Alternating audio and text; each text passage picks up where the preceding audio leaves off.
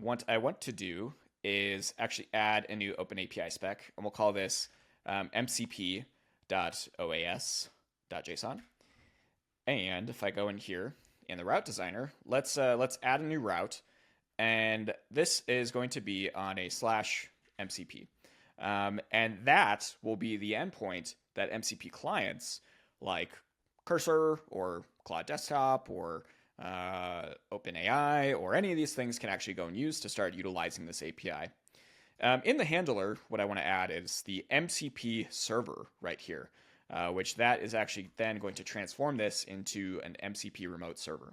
Now we'll notice immediately that this has to be a post, so we'll transform that to a post.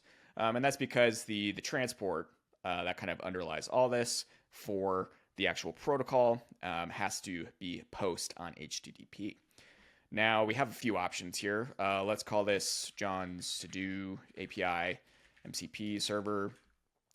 This version is fine.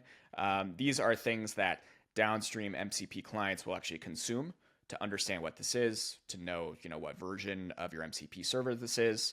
So then down here in the option for the OpenAPI files, it looks like it automatically selected my routes JSON. And that will then go and actually build all of those routes on my JSON to MCP tools. Let's build that real quick. I'll pop this open and that'll start building away. While that's happening, I'm going to go over here to my routes so we can actually see what is on here. There's get to-dos, there's create to-dos, there's some other get routes with additional information, there's delete, and then there's update.